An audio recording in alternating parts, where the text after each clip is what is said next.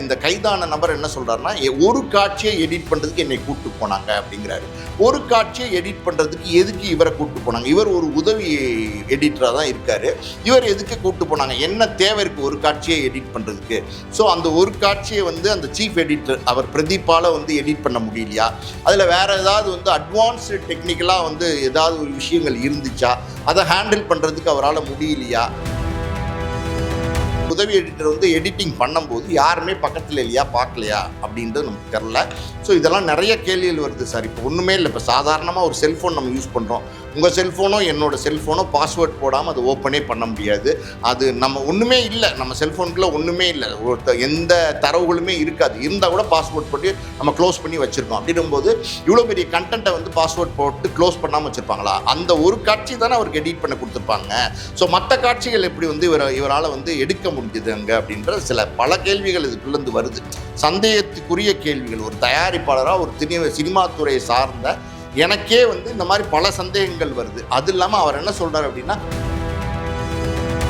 இந்த பிட்டு பிட்டாக இருக்கிற காட்சிகளை நான் இணைச்சு, நல்லா கேட்டுங்க, இந்த பிட்டு காட்சிகளை நான் இணைச்சு ஒரு முழு படமாக நான் உருவாக்கி நான் பார்த்தேன், அது நல்லா இருந்துச்சு, அதனால் என்னுடைய நண்பர்களுக்கும் நான் அதை ஷேர் பண்ணேன் அப்படின்னு சொல்கிறாரு. இதெல்லாம் நிறைய டெக்னிக்கலாக நிறைய கேள்விகளை எழுப்புது. டேரக்டருக்கு தான் தெரியும் எந்த ஆர்டரில் படம் வரப்போகுதுன்னு.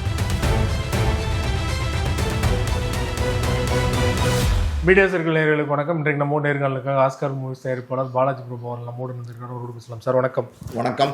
ஜனநாயகன் லீக் தொடர்பாக ஏற்கனவே 6 பேர் கைது பண்ணியிருந்தாங்க. இது சூழலில் நேற்று ஒரு 3 பேரை கைது பண்ணியிருக்காங்க. முக்கிய குற்றவாளியும் கைது பண்ணிட்டோம் அப்படின்னு காவல்துறை தரப்பில் தெரிவிச்சிருக்காங்க. குறிப்பாக அந்த படத்தோட எடிட்டர் பிரதீப், அவருடைய உதவி எடிட்டர், அவர்கிட்ட தான் படம் லீக் ஆனதாக தகவல் வந்திருக்கு. பிட்டு பிட்டாக இருந்தது, நான் அதை எடுத்து நான் வெளியிட்டேன் அப்படின்னு சொல்கிறாரு. அதெல்லாம் முதல்ல சாத்தியம் நினைக்கிறீங்களா? ஏன்னா முழு படமும் எஸ்டி குவாலிட்டியில் வெளியாக இருக்குது. விட்டு விட்டா எடுத்து இவரே எடிட் பண்ணி வெளியிட்டாரா அப்படின்னு பல்வேறு சந்தேகங்கள் இருக்குது. உங்களோட ஒப்பீனியன் என்ன? பிரதீப் ஒரு பெரிய எடிட்டர். அவர் நிறைய பெரிய படங்களுக்கு இன்னைக்கு எடிட்டிங் பண்ணிட்டு இருக்காரு. பிரதீப் கிட்ட நிறைய உதவியாளர்கள் இருக்காங்க. ஆனால் இப்போ கைது செய்யப்பட்டிருக்கிற அந்த நபர் பிரதீப்போட உதவியாளர் கிடையாது. அவர் ஒரு ஃப்ரீலான்சர், அதாவது யாருக்கு வேணாலும் வேலை பார்த்து கொடுக்குற ஒரு எடிட்டராக தான் இருக்கார். அவர் உதவி எடிட்டர். அவர் இந்த இடத்துல அந்த கைதான நபர் என்ன சொல்கிறார் அப்படின்னா, ஒரு காட்சி, அதாவது ஜனநாயகனில் ஒரு காட்சியை எடிட் பண்ணுறதுக்கு என்னை கூப்பிட்டாங்க, நான் அதனால் அந்த எடிட் ஸ்டுடியோவுக்கு போனேன். பொதுவாக பார்த்திங்கன்னா இந்த எடிட் ஸ்டுடியோங்கிறது ஃபுல்லி சிசிடிவி கேமரா இருக்கும், ஹைலி செக்யூர்ட் பிளேஸாக இருக்கும். நினச்ச மாதிரிலாம் எல்லாரெல்லாம் உள்ளே போயிட்டு வந்துட முடியாது. அப்படி இருக்கும்போது அது அங்கே யார் உள்ளே போகலாம் அப்படின்னா, டேரக்டர் உள்ளே போகலாம், எடிட்டரோட உதவியாளர்கள். பொதுவாக இப்படி பெரிய படங்களுக்கு இயக்குனரே என்ன பண்ணுவார்னா, எடிட்டிங் டிபார்ட்மெண்ட்டோடைய இன்சார்ஜை ஒரு 2 உதவியாளர்கிட்ட தான் கொடுப்பாங்க. அவர்கிட்ட 10 உதவியாளர்கள் இருந்தால் கூட எடிட்டிங்கை பார்க்குறதுக்கு 2 பேரை அப்பாயின்ட் பண்ணியிருப்பாங்க. அதே மாதிரி எடிட்டருமே பார்த்திங்கன்னா ஒரு 10 உதவியாளர் இருந்தால் கூட 2 பேர் தான், முக்கியமான 2 பேர் இருக்கிறதுலே சீஃப் டெக்னீஷியன்ஸ் தான் இந்த படத்துக்கு உதவி எடிட்டிங் பண்ணுறதுக்கு அப்பாயின்ட் பண்ணி வச்சுருப்பாங்க. இது இல்லாமல் பார்த்தீங்கன்னா டான்ஸ் சீக்வன்சஸ் இருக்குது பார்த்தீங்களா, அதை டான்ஸ் மாஸ்டர் பார்த்து கரெக்ஷன் சொல்கிறதுக்கு, அதை எடிட் பண்ணுறதுக்கு டான்ஸ் மாஸ்டர் அவருடைய உதவியாளர்கள் 2 பேர் போகிறதுக்கு வாய்ப்பு இருக்குது. ஃபைட் மாஸ்டர் அவங்க பார்த்திங்கன்னா ஃபைட் கம்போசிஷன் அவங்க தான் பண்ணியிருப்பாங்க. ஸோ அது எப்படி எடிட் பண்ணணும், எந்த சீனை முன்னாடி போடணும், என்ன இதை பின்னாடி போடணுங்கிறத ஃபைட் மாஸ்டர் சொல்லுவார், எடிட்டர் அது மாதிரி பண்ணுவார். அப்போ அவருடைய உதவியாளர்கள் 2 பேர் போகிறதுக்கு வாய்ப்பு இருக்குது. ஸோ இப்படி தான் இது ஒரு டீம் இப்படி தான் ஒர்க் பண்ணுவாங்க. அப்படின்னும் போது அந்த எடிட்டிங் ஷூட்டுக்குள்ளே வேறு யாருமே போகிறதுக்கு அனுமதி கிடையாது. வேறு யாராலையுமே சாதாரணமாக போயிட்டு வந்துட முடியாது. அதுவும் இப்போ விஜய் படம் இந்த ஜனநாயகன் கிட்டத்தட்ட 400-500 கோடி ரூபா செலவழித்து ஒரு படத்தை எடுத்திருக்காங்கன்னும் போது மிகப்பெரிய முதலீடு, மிகப்பெரிய படம், தமிழ் சினிமா இண்டஸ்ட்ரியில் ஒரு முக்கியமான படம், ஒரு பெரிய ஸ்டாரோட படம், பெரிய வியாபாரம் ஆகக்கூடிய பெரிய ஓப்பனிங் இருக்கிற ஒரு படம். அப்படின்னும் போது அது ரொம்ப ரொம்ப ரொம்ப கவனமாக தான் அந்த கண்டென்ட்டை பாதுகாப்பாங்க. இப்படி தான் இருக்கும். பட் இங்கே இந்த கைதான நபர் என்ன சொல்கிறாருன்னா, ஒரு காட்சியை எடிட் பண்ணுறதுக்கு என்னை கூப்பிட்டு போனாங்க அப்படிங்கிறாரு. ஒரு காட்சியை எடிட் பண்ணுறதுக்கு எதுக்கு இவரை கூப்பிட்டு போனாங்க? இவர் ஒரு உதவி எடிட்டராக தான் இருக்கார். இவர் எதுக்கு கூப்பிட்டு போனாங்க? என்ன தேவை இருக்குது ஒரு காட்சியை எடிட் பண்ணுறதுக்கு? ஸோ அந்த ஒரு காட்சியை அந்த சீஃப் எடிட்டர் அவர் பிரதீப்பால் எடிட் பண்ண முடியலையா? அதில் வேறு ஏதாவது அட்வான்ஸ்டு டெக்னிக்கலாக ஏதாவது ஒரு விஷயங்கள் இருந்துச்சா? அதை ஹேண்டில் பண்ணுறதுக்கு அவரால் முடியலையா அப்படிங்கிறதும், அதை யாராவது அதில் எக்ஸ்பர்ட்டாக இருப்பாங்க. சில நேரங்களில் அப்படி கூப்பிடுவாங்க. இப்போ எவ்வளோதான் நீங்கள் இப்போ டெக்னிக்கலி வெல் அட்வான்ஸாக இருந்தால் கூட உங்களுக்கு பல சந்தேகங்கள் இருக்கும். அந்த சந்தேகங்களை அந்த துறை சார்ந்த வல்லுநர்கள்ட்ட கேட்டு தெரிஞ்சுப்பாங்க. இல்லைன்னா யாராவது ஒரு எக்ஸ்பர்ட்டாக நல்ல டேலண்டாக பண்ணக்கூடிய ஒருத்தர்கிட்ட கேட்டு தெரிஞ்சுப்பாங்க இது எப்படி என்ன அப்படிங்கிறத கிளாரிஃபை பண்ணிப்பாங்க. அப்படி அவரால் அந்த எடிட்டரால் பண்ண முடியாத ஒரு காட்சியாக அந்தளவுக்கு அதில் வந்து டெக்னிக்கலி அட்வான்ஸாக வேற ஒரு விஷயம் தெரிஞ்ச, அதாவது எடிட்டரை விட விஷயம் தெரிஞ்ச ஒரு உதவியாளர் வந்து பண்ண வேண்டிய கட்டாயம் அதில் இருந்துச்சா அப்படின்னு நமக்கு தெரில. ஸோ இவரை கூப்பிட்டாங்க அப்படின்னும் போது இவர் போயிருக்கிறாரு, எடிட் பண்ணுறதுக்கு இவரை சொல்லியிருக்காங்க. ஒரு உதாரணத்துக்கு சொல்லணும்னா சிஸ்டத்தில் இருக்கும் அந்த கண்டென்ட்டு, சிஸ்டத்தில் இருக்கிற கண்டென்ட்டு, அதுவும் நான் சொன்ன மாதிரி பார்த்திங்கன்னா பெரிய படம் 400 கோடி 500 கோடி போட்டு எடுக்கப்பட்ட படம்னும் போது அதை பாதுகாப்பாக வச்சுருப்பாங்க. அப்படி இருக்கும்போது ஒரு சிஸ்டத்தை ஓப்பன் பண்ணுறதுக்கு பாஸ்வேர்டு வேணும். பாஸ்வேர்டு இல்லாமல் ஒரு சிஸ்டத்தை ஓப்பன் பண்ண முடியாது. அப்போ அந்த பாஸ்வேர்டை போட்டு ஓப்பன் பண்ணி கொடுத்துருக்காங்க அப்படின்னா அந்த பாஸ்வேர்டை போட்டு ஓப்பன் பண்ணி கொடுத்தா கூட அந்த உதவி எடிட்டர் வந்து அதை ஒர்க் பண்ணும்போது அவரை ஒர்க் பண்ண சொன்னதாக சொல்கிறாங்க, எடிட் பண்ண சொல்கிறாங்க. ஸோ அப்படி எடிட் பண்ணும்போது அங்கே வந்து அவரை மட்டுமே எடிட் பண்ணிவிட்டு டோட்டல் எடிட் ஷூட்லேருந்து எல்லாருமே போயிடுவாங்களா? எப்படி போவாங்க? ஒரு இயக்குனருடைய உதவியாளர்கள் 2 பேர் அதுக்கு பாதுகாப்பாக இருந்திருக்கணும். இல்லை எடிட்டரோட உதவியாளர்களாவது 2 பேர் பாதுகாப்பாக இருந்திருக்கணும், இயக்குனர் எடிட்டர் இல்லாட்ட கூட. ஸோ யாருமே இல்லாமல் ஒருத்தர் வந்து சிஸ்டம் கொடுத்துட்டு நீங்கள் வந்து இதை எடிட் பண்ணுங்கன்னு சொல்லிட்டு போக முடியுமா? போவாங்களா? போகிறதுக்கு வாய்ப்பு இருக்கா? சும்மா சிம்பிளாக சொல்கிறேன். ஒரு 1000 கோடி பணம் இருக்குன்னு வச்சுக்கோங்களேன், அதை வந்து எண்றதுக்கு ஒரு மிஷினை கொண்டு வந்து ஒருத்தர் 2 பேர் எண்றாங்க அப்படின்னா அந்த பணத்தை என்ற வேலையை அவங்க பண்ணால் கூட அவங்க வந்து பணத்தை எதுவும் திருடிடக்கூடாது, பணத்தை எதுவும் கையாடல் பண்ணிடக்கூடாதுங்கிறதுக்காண்டி அங்கே வந்து சிசிடிவி கேமரா இருக்கும்.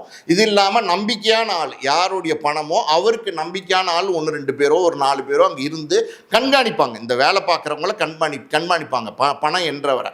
ஸோ அந்த மாதிரி இந்த வேலை எடிட்டர் வந்து உதவி எடிட்டர் வந்து எடிட்டிங் பண்ணும்போது யாருமே பக்கத்தில் இல்லையா, பார்க்கலையா அப்படின்றது நமக்கு தெரில. ஸோ இதெல்லாம் நிறைய கேள்விகள் வருது சார். இப்போ ஒன்றுமே இல்லை, இப்போ சாதாரணமாக ஒரு செல்ஃபோன் நம்ம யூஸ் பண்ணுறோம், உங்கள் செல்ஃபோனோ என்னோடய செல்ஃபோனோ பாஸ்வேர்ட் போடாமல் அதை ஓப்பனே பண்ண முடியாது. அது நம்ம ஒன்றுமே இல்லை, நம்ம செல்ஃபோனுக்குள்ளே ஒன்றுமே இல்லை, எந்த தரவுகளுமே இருக்காது. இருந்தால் கூட பாஸ்வேர்ட் போட்டு நம்ம க்ளோஸ் பண்ணி வச்சுருக்கோம். அப்படிங்கும்போது இவ்வளோ பெரிய கண்டென்ட்டை வந்து பாஸ்வேர்ட் போட்டு க்ளோஸ் பண்ணாமல் வச்சுருப்பாங்களா? அந்த ஒரு காட்சி தானே அவருக்கு எடிட் பண்ண கொடுத்துருப்பாங்க. ஸோ மற்ற காட்சிகள் எப்படி வந்து இவரால் வந்து எடுக்க முடிஞ்சது அங்கே அப்படின்ற பல கேள்விகள் இதுக்குள்ளேருந்து வருது. சந்தேகத்துக்குரிய கேள்விகள். ஒரு தயாரிப்பாளராக ஒரு சினிமா துறையை சார்ந்த எனக்கே வந்து இந்த மாதிரி பல சந்தேகங்கள் வருது. அது இல்லாமல் அவர் என்ன சொல்கிறார் அப்படின்னா பிட்டாக இருந்துச்சு, அதாவது சின்ன சின்ன பிட்டாக இருந்த படம், அதை ஓப்பன் பண்ணி பார்க்கும்போது ஜனநாயகனோட படம் வந்து பிட்டாக இருந்துச்சு. இந்த பிட்டு இருந்த மொத்தத்தையுமே பார்த்தீங்கன்னா நான் என்னோடய ஐக்ளவுட் அக்கௌண்ட்டுக்கு வந்து ட்ரான்ஸ்ஃபர் பண்ணிக்கிட்டேன். இதெல்லாம் வந்து ஒரு ஐக்ளவுட் அக்கௌண்ட்டுக்கு ஒரு ஃபுல் ஃபுட்டேஜ், அதாவது வந்து 3 மணி நேரம் 2 நிமிஷம் ஓடுது அந்த படம். ஸோ இந்த ஃபுட்டேஜை ட்ரான்ஸ்ஃபர் பண்ணுறதுக்கே ஒரு டைம் வேணும். உடனே வந்து நினச்சோன்னே இப்படின்னோடனே ட்ரான்ஸ்ஃபர் ஆக போகிறது கிடையாது. ஸோ அது வரைக்கும் அவர் வந்து உட்காந்து ட்ரான்ஸ்ஃபர் பண்ணிட்டு இருந்தாரா? அப்போ அவர் கூட யாரும் இல்லையா? யாரையுமே அவர் கண்காணிக்கலையா? அப்படிங்கிற மாதிரி பல கேள்விகள் வருது. அப்படி பிட்டாக என்னோட ஐக்ளவுடுக்கு நான் ட்ரான்ஸ்ஃபர் பண்ணிக்கிட்டேன்.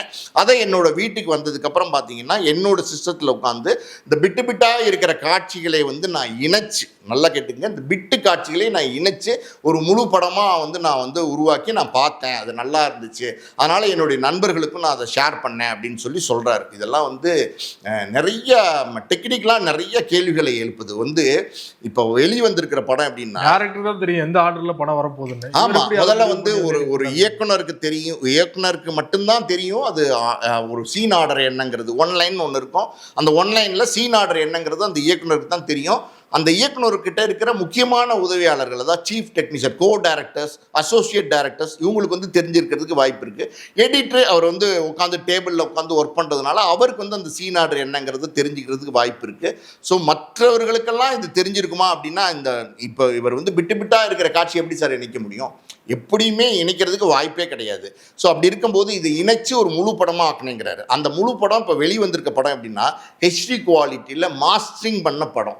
ஸோ இப்போ நம்ம தயாரிக்கிற மொத்த கண்டென்ட்டையுமே பார்த்தீங்கன்னா ஒரு ஹார்ட் டிஸ்கில் கொண்டு போய் நீங்கள் க்யூப்பில் கொடுத்தீங்கன்னா வேறு அதாவது சவுண்டு பிக்சரு தனித்தனியாக கொடுக்கணும். எல்லாம் தனித்தனியாக கொடுத்தீங்கன்னா அந்த மாஸ்டரிங் பண்ணுற வேலையே பார்த்தீங்கன்னா க்யூப்பில் தான் பண்ணுவாங்க. மாஸ்டரிங் பண்ணி ஒரு முழு கண்டென்ட்டு க்யூப்பில் தான் அந்த முழு கண்டென்ட் இருக்கும். அந்த முழு கண்டென்ட்டை வந்து ஒரு மாஸ்டரிங் பண்ணுற கண்டென்ட் எப்படி வந்து சிஸ்டத்தில் வச்சுருப்பாங்க? அதுக்கு வாய்ப்புகள் ரொம்ப ரொம்ப கம்மி. அந்த மாஸ்டரிங் பண்ணுற ஒரு கண்டென்ட்டு நம்ம ஏற்கனவே பேசின மாதிரி ஒரு ஹார்ட் டிஸ்க்லையோ ஒரு பென் ட்ரைவ்லையோ அது அந்த தயாரிப்பாளர் ஃபிசிக்கலாக வச்சுருக்கிறதுக்கு வாய்ப்பு இருக்குது.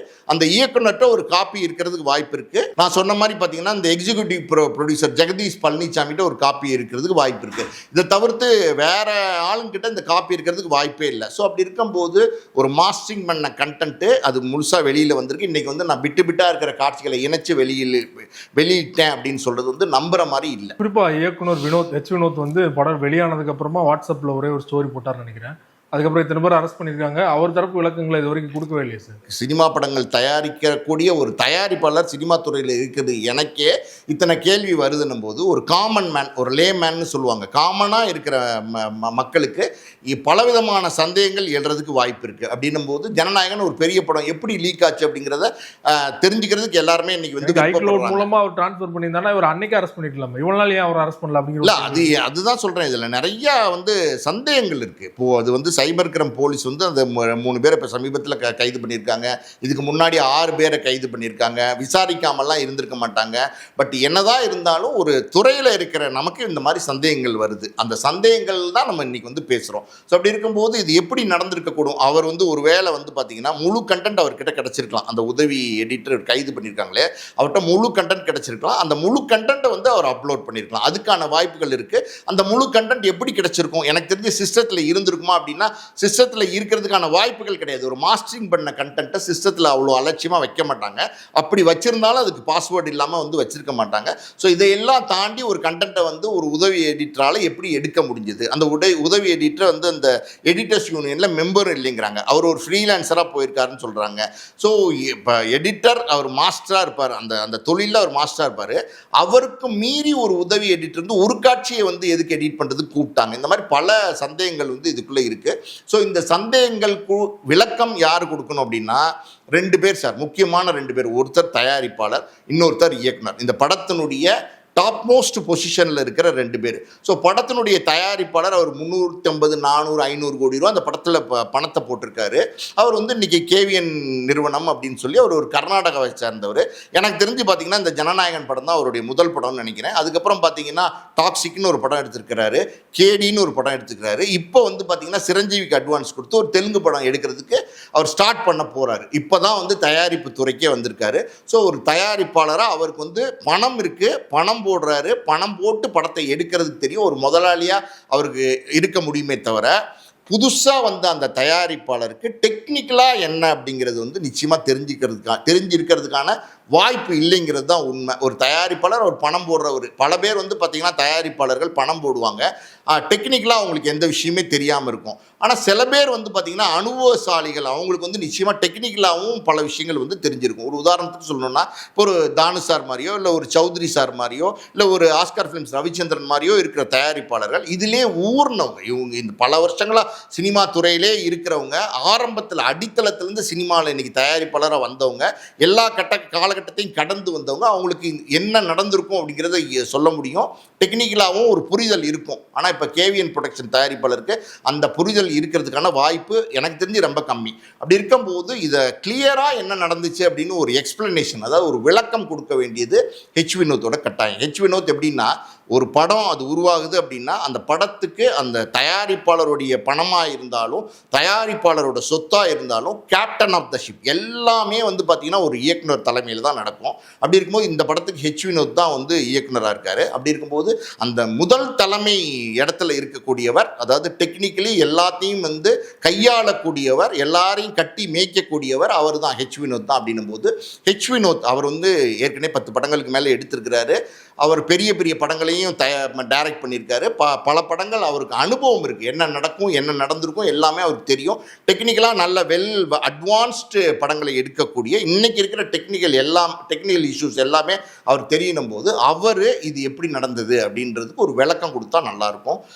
அவர் விளக்கம் கொடுக்காம இதில் என்ன நடந்திருக்கு அப்படிங்கிறத முழுமையாக யாராலையுமே கண்டுபிடிக்க முடியாது சார். இதுதான் இன்றைக்கி இருக்கிற சூழ்நிலை. நம்ம எப்படின்னா, இப்போ ஒருத்தரை கைது பண்ணியிருக்காங்க, ஒரு உதவி எடிட்டரை, அவர் மூலமாக தான் இது வெளிவந்திருக்குன்னு கண்டுபிடிச்சிருக்காங்க. ஆனால் அதுக்குள்ளே பார்த்தீங்கன்னா ஆதவர்ஜுனா வந்து பார்த்தீங்கன்னா இது வந்து உதயநிதி, எல்முருகன் இவங்க தான் வந்து கூட்டு முயற்சியில் வந்து இந்த படத்தை வெளியிட்டாங்க அப்படின்னு ஒரு பக்கம், சென்சார்லேருந்து வெளியிட்டாங்கன்னு ஒரு பக்கம், கியூப்லேருந்து வெளியிட்டாங்கன்னு ஒரு பக்கம், பல பல பல கோணங்களில் இந்த படம் எப்படி வெளியில் வந்திருக்கும்ன்ற விவாதங்கள் வந்து இன்றைக்கி நிறைய பேர் வந்து வலைதளங்களில் வந்து பேசிகிட்டு இருக்காங்க. அப்படின்னும் போது இதுக்கெல்லாம் முற்றுப்புள்ளி வைக்கணும். இப்போ யார் மேலேயும் தப்பு இல்லை பாருங்கள், உதயநிதி ஸ்டாலின், எல்முருகன் மேலேயெல்லாம் வந்து குற்றச்சாட்டு சொன்னார் அவர். பட் அதெல்லாம் எதுவுமே கிடையாது. அதெல்லாம் அப்படி நடக்கிறதுக்கே வாய்ப்பே கிடையாது. நம்ம முதல்ல தான் சொல்லிகிட்டே இருக்கோம்ல, ஒரு கண்டென்ட்டு, அது கண்டென்ட் வந்து தயாரிப்பாளர்கிட்ட இருக்கும், இயக்குனர்கிட்ட இருக்கும். தயாரிப்பாளருக்கு ரொம்ப நம்பிக்கையான, அதாவது வந்து எக்ஸிக்யூட்டிவ் ப்ரொடியூசர் அவர் நம்ம இருக்கார்ல ரூட், அவர் ஜெகதீஷ் பழனிசாமி, அவர்கிட்ட இருக்கும். இது தவிர வேறு யார்ட்டையுமே அந்த கண்டென்ட் இருக்காதுன்னு போது இந்த ஃபிசிக்கல் கண்டென்ட் மறுபடியும் நம்ம சொல்லக்கூடிய ஒரு விஷயம் என்னென்னா, ஒரு சிஸ்டத்துலேருந்து எடுத்துக்கிட்டேன் க்ளவுடில் காப்பி பண்ணேன் அப்படிங்கிறது, அந்த பாசிபிலிட்டிஸ் வந்து ரொம்ப ரேர் பாசிபிலிட்டிஸு. ஒரு ஃபிசிக்கல் கண்டென்ட் தான் அங்கேயும் எங்கேயோ மூவ் ஆகிருக்கு. எங்கேயோ மூவ் ஆன இடத்துல தான் இது வந்து முழு கண்டென்ட்டுமே ஒருத்தட்ட கிடச்சிருக்கு.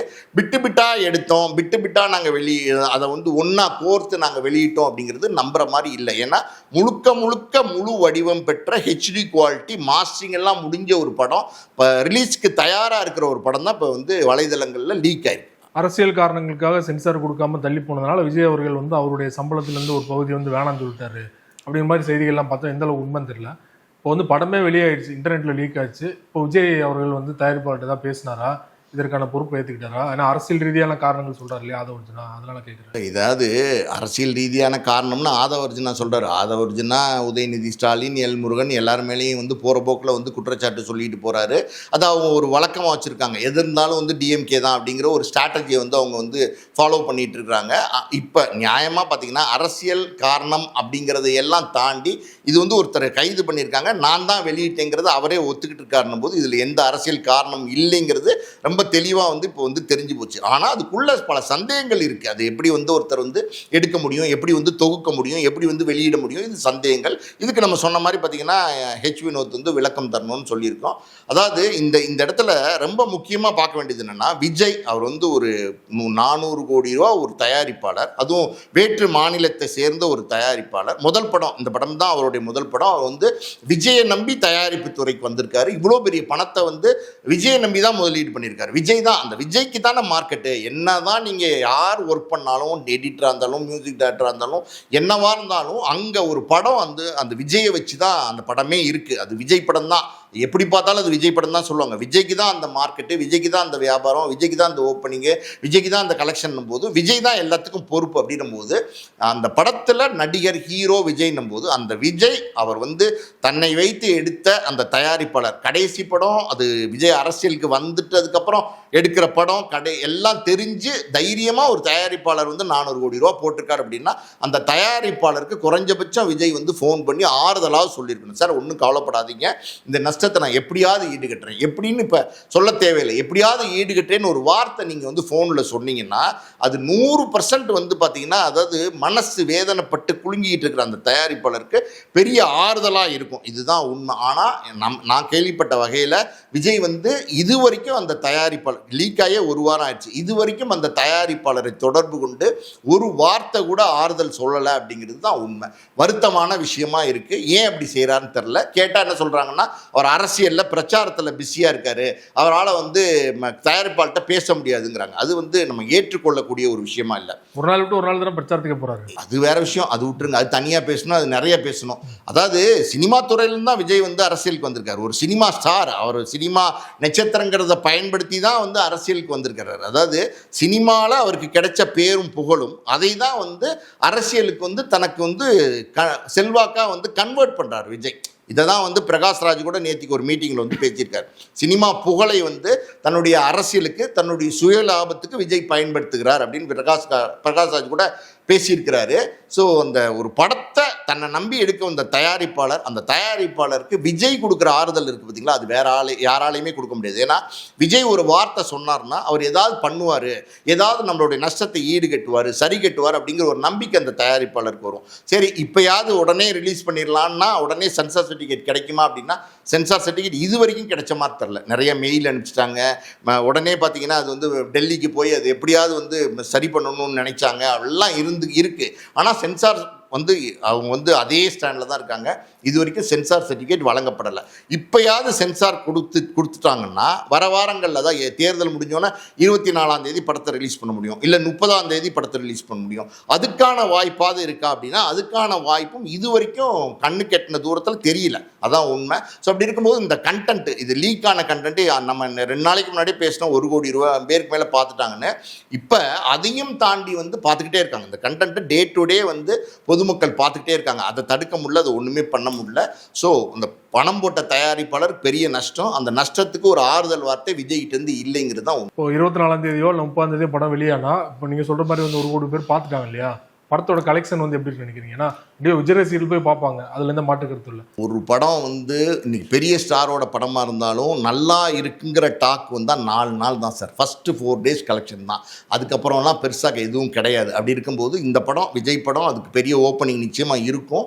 அது லீக் ஆயிடுச்சு. இப்போ லீக் ஆனதுக்கப்புறம் அந்த படம் வருதுன்னும் போது அதுக்கு என்ன ரெஸ்பான்ஸ் இருக்குங்கிறத நம்ம இப்போ சொல்ல முடியாது. விஜயனுடைய ரசிகர்கள் தேட்டருக்கு போய் பார்ப்பாங்க. ஃபஸ்ட்டு டே ஃபஸ்ட்டு ஷோவாக இருந்தால் கூட படத்தில் என்ன இருக்க போகுது, படத்தில் தலைவர் என்ன பேச போகிறாரு, பஞ்ச் டைலாக் என்ன, டான்ஸ் என்ன, ஃபைட் மூமெண்ட்ஸ் என்ன, என்ஜாய் பண்ணக்கூடிய மூமெண்ட்ஸ் என்ன அப்படின்னு வந்து ஒரு எக்ஸைட்மெண்ட் இருக்கும். அவங்க பார்க்கும்போது இதை பண்ணுவாரா, இது இப்படி இருக்குமா அப்படி இருக்குமான்னு ஃப்ரெஷ்ஷாக ஒரு விஷயத்தை பார்க்கும்போது தான் அந்த தியேட்டரில் அந்த எக்ஸைட்மெண்ட் இருக்கும். ஸோ ஆல்ரெடி நிறைய பேர் வந்து பார்த்துட்டாங்க. விஜயோட ரசிகர்களே, வருத்தமான விஷயம் என்னென்னா விஜயோட ரசிகர்களே அவங்க வந்து இதை பார்க்கக்கூடாதுங்கிற நேர்மை இல்லாமல் அவங்களே இதை டவுன்லோட் பண்ணி பார்த்துட்டு இருக்காங்கன்னும் போது அந்த எக்ஸைட்மெண்ட் வந்து ஃபஸ்ட்டு டே ஃபஸ்ட்டு ஷோவில் கூட தியேட்டரில் இருக்கிறதுக்கு வாய்ப்பு இல்லை. இருந்தாலும் அதையும் தாண்டி இது என்ன கலெக்ட் பண்ணும் அப்படின்னு நமக்கு தெரியாது. ஒரு நல்ல கலெக்ஷன் வந்துச்சு, ரிலீஸ் ஆனதுக்கப்புறம் லீக் ஆனதுக்கப்புறம் கூட படம் வந்து வெற்றி படமாச்சு, போட்ட காசை எடுக்க முடிஞ்சு அந்த தயாரிப்பாளரால் அப்படின்னா அது ஒரு பெரிய விஷயமா இருக்கும். ஜனநாயக லீக் தொடர்பாக பல்வேறு விஷயங்களோட பண்ணி மிக்க நன்றி சார். நன்றி.